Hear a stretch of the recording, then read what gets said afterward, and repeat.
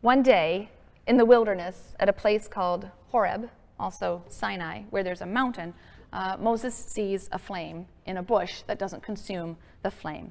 And then he hears a voice. And the voice says, I am the God of your father, the God of Abraham, the God of Isaac, and the God of Jacob. And Moses hides his face in fear, but God continues. He has a job for Moses. I have marked well the plight of my people in Egypt, and have heeded their outcry because of the taskmaster.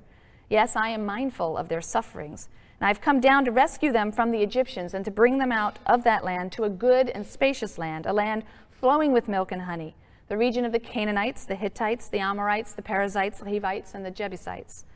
Now the cry of the Israelites has reached me. Moreover, I have seen how the Egyptians oppress them. Come, therefore, I will send you to Pharaoh, and you shall free my people, the Israelites, from Egypt. It's Exodus 3, verses 7 to 10. And Moses demurs.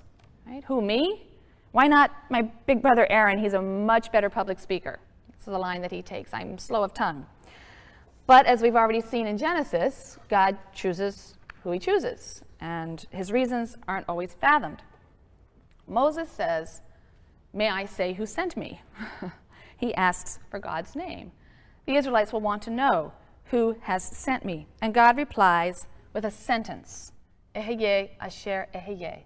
This is a first-person sentence that can be translated, I am who I am, or perhaps I will be who I will be, or perhaps I cause to be what I cause to be. We really don't know, but it has something to do with being. So he asks who God is. God says, I am who I am, or I will cause to be what I will cause to be. So Moses, wisely enough, converts that into a third-person formula. Okay, he will be who he will be. He is who he is. Yahweh, Asher Yahweh. So God's answer to the question of his name is with this sentence. And Moses converts it from a first-person to a third-person sentence. He will be who he will be. He is who he is. He will cause to be. I think most people think now what he will cause to be. And that sentence gets shortened to Yahweh. This is the Bible's explanation for the name Yahweh. And as the personal name of God, some have argued that the name Yahweh expresses the quality of being, an active, dynamic being. This God is one who brings things into being, whether it's a cosmos from chaos, or now a new nation from a band of runaway slaves. But it could well be that this is simply God's way of not answering Moses' question. We've seen how the Bible feels about revealing names, and the divine being who struggled and wrestled with Jacob sure didn't want to give him his name. So I've often wondered if we're to read this differently. Who am I? I am who I am, and never you mind. But there are certain important and unique features of this burning bush dialogue. First, God identifies himself to Moses as the God of Abraham, Isaac, and Jacob. And as numerous commentators have pointed out, in so doing, the biblical writer is trying to establish an unbroken historic continuity between the present revelation to Moses and the revelations and promises that are received by Israel's forefathers, the patriarchs. And yet, paradoxically, the very assertion of continuity only serves to underscore a fundamental discontinuity. Because even as God asserts that he is the God of the patriarchs, he reveals to Moses a new name, Yahweh, so that Yahwism and the Yahweh cult can be said to begin only with Moses. Now, as we've seen, the biblical sources differ on this point. According to the J source, in Genesis 4:26, the earliest humans worshipped Yahweh as Yahweh. The name was always known. J wants to assert a direct continuity between the God of the patriarchs and the God of the Exodus. The P and E sources tell it a little differently. Exodus 6, verses 2 to 4, very important passage. Exodus 6, verses 2 to 4. It's assigned to P. And here God says, I am Yahweh.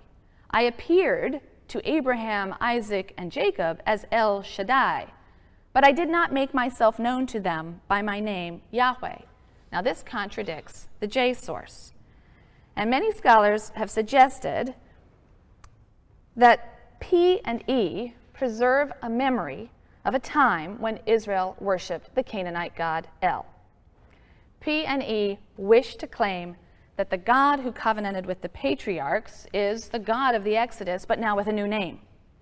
They also, like J, they want to assert a continuity, But in doing so, they do it in a way that really ultimately draws attention to the fundamental discontinuity, the sense of a new beginning.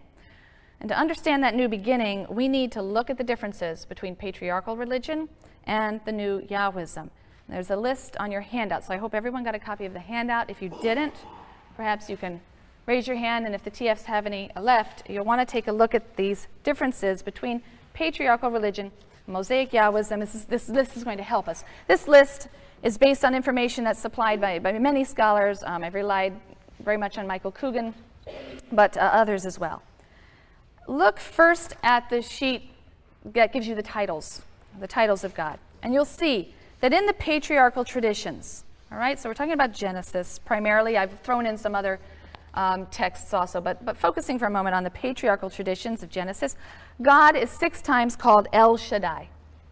Other names are El Elyon, El Olam, El Roi, El Bethel. You can see the translations of these. The everlasting God, God Most High, a God of seeing, the God of the house of God, and so on. El is the name of the chief god in the Canaanite pantheon. Flip over to the other side of your handout,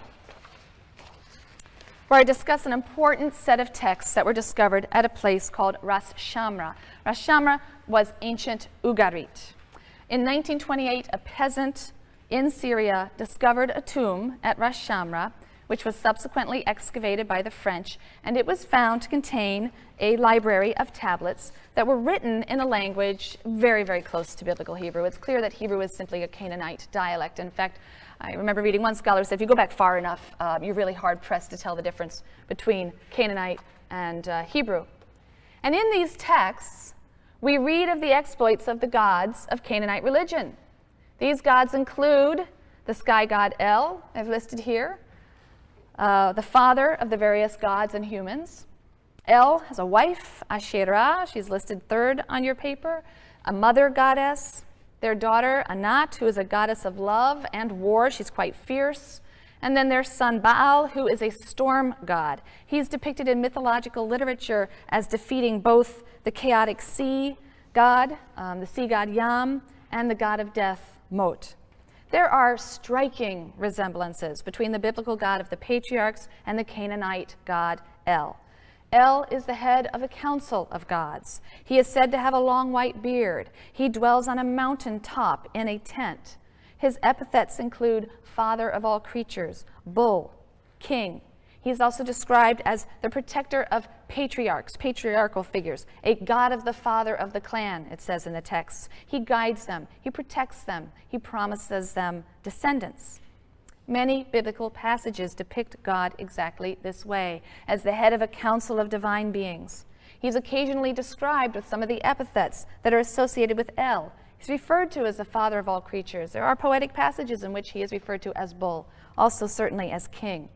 And in the patriarchal narratives, God refers to himself as the God of the Father. I am the God of the Father, the same way El is referred to. He guides and protects the patriarchs. He makes promises of progeny to Abraham and his heirs.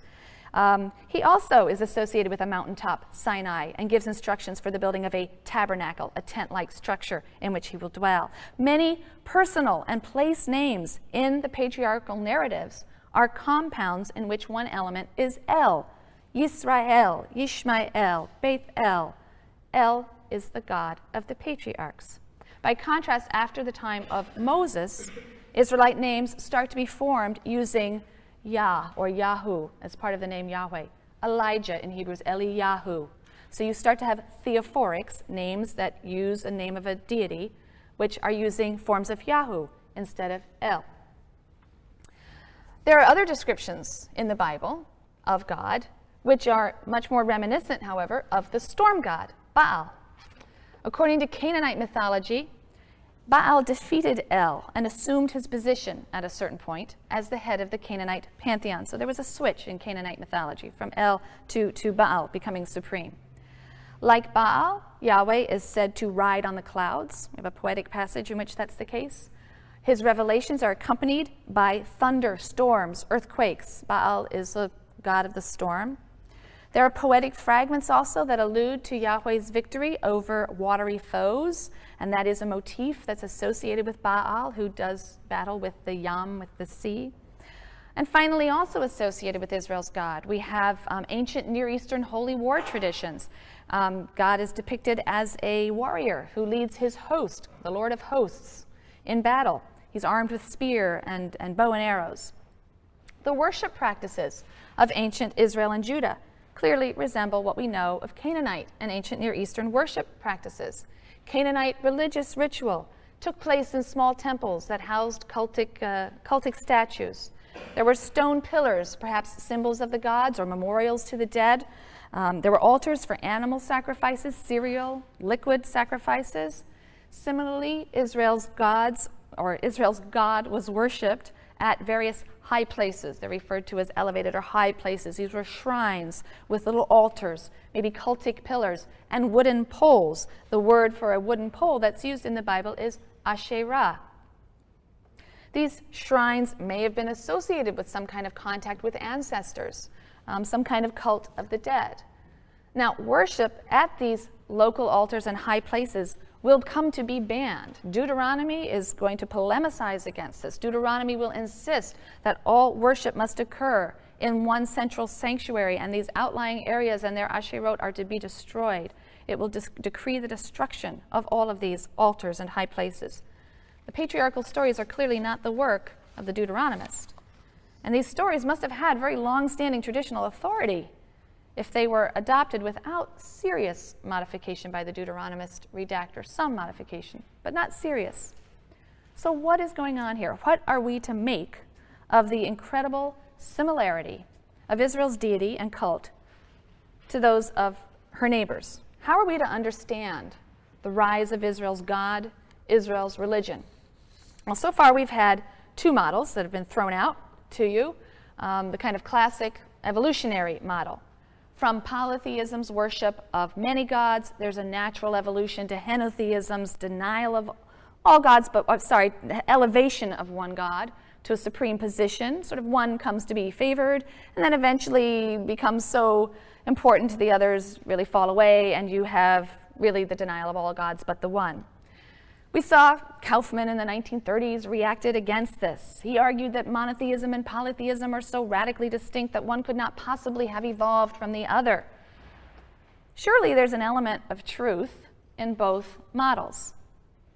The evolutionary model is, I think, responding to and picking up on the fact that in many respects, Yahweh resembles the gods of Israel's neighbors.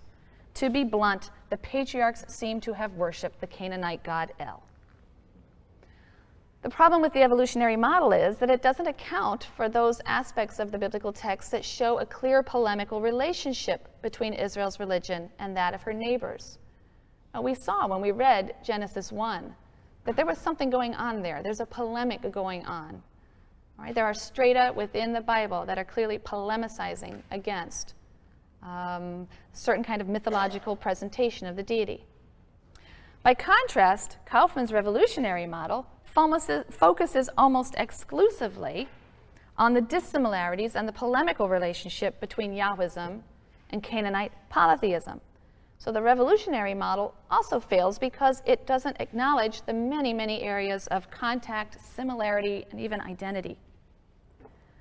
So a third way has emerged in the last 20 years or 15 years or so, and it's one that seeks to avoid this dichotomy between polytheism and monotheism. Instead of viewing Israelite religion as an evolution from and a refinement, just this natural process of refinement of Canaanite religion, or as a radical break with and polemic against Canaanite religion, you have some biblical scholars, Mark Smith is among them, Stephen Geller, who examine the cultural and ideological negotiations that gave rise to Israelite monotheism. What do I mean? Mark Smith specifically describes the origin and development of Israelite religion as a process of what he calls convergence and differentiation. He writes, "Convergence involved the coalescence of various deities and/or some of their features into the figure of Yahweh. There is a period of convergence and blending of the deities." By contrast, he describes differentiation as a process whereby Israel came to reject its Canaanite roots and create a separate identity. At some point, there was a desire to separate. And in that process of identity formation, a polemic began to develop that created a Yahweh in a distinct way, differentiated from the Canaanite deities. So let's consider Smith's convergence first. The Canaanite roots of Israel's ancestors are clear. The Hebrew language itself is essentially Canaanite dialect. The Canaanite god El was, from the biblical text, the god of Israel's earliest ancestors. Through a process of convergence, he argues, the god Yahweh was a god that we think originally came from a region further south, Sinai, Edom, somewhere further south. But this god, through a process of convergence and cultural mixing, began to take on the characteristics of other deities, first El, and then Baal, or sort of simultaneously El and Baal. Later, certain aspects of this convergence would be polemicized against and rejected as a Yahweh-only party sought to differentiate itself from those that it would now label as other and call Canaanites, as distinct from Israelites. Smith's model of convergence and then differentiation has great explanatory power. It explains the deep similarity of Israel's deity and the deities of her neighbors, but it also explains the vehement biblical polemic against Canaanite religion and Baal worship in particular, which we will come to see. It reminds one of sibling rivalry, right? Siblings who obviously share a tremendous amount and can be extraordinarily similar are precisely the siblings who can struggle and wrestle the most to differentiate themselves from one another. Smith's model of convergence and differentiation also avoids unhelpful dichotomies. Israel is either like or unlike her neighbors, right? That's not helpful. It helps us understand Israel's God as the end product of familiar cultural processes, the processes of convergence. We see convergences of cultures all the time, and differentiations of culture happen all the time as well. When and why, you may ask, did this differentiation occur? When and why did some Israelites adopt a Yahweh-only position and seek to differentiate what they would call a pure Yahwism from the cult of Baal, for example? The debate over that question is fierce, and it's one we're going to leave for another day. We will come back as we continue moving through the biblical text, and we will address that question. But to sum up, it's clear that the biblical patriarchs and matriarchs are not strict Yahwists, as we will come to understand that term. The P and the E sources preserve the insight. They preserve this insight, and they preserve it in their insistence that the patriarchs worshipped God as El, but at the time of the Exodus, God revealed himself as Yahweh. It's an interesting passage in the book of Joshua, Joshua 24, verses 14 to 15. Joshua, who's the successor to Moses, he presents the Israelites with the following choice. Now, therefore, revere the Lord, using the word Yahweh, revere Yahweh and serve him with undivided loyalty. Put away the gods that your forefathers served beyond the Euphrates and in Egypt. Put away the gods your forefathers served beyond the Euphrates and in Egypt, and serve Yahweh. Choose this day which ones you are going to serve, but I and my household will serve Yahweh, serve the Lord. Only later would a Yahweh-only party polemicize against and seek to suppress certain, what came to be seen as undesirable elements of Israelite Judean religion. These elements would be labeled Canaanite as a part of a process of Israelite differentiation. But what appears in the Bible as a battle between Israelites, pure Yahwists, and Canaanites, pure polytheists, is indeed better understood as a civil war between Yahweh-only Israelites and Israelites who were participating in the cult of their ancestors.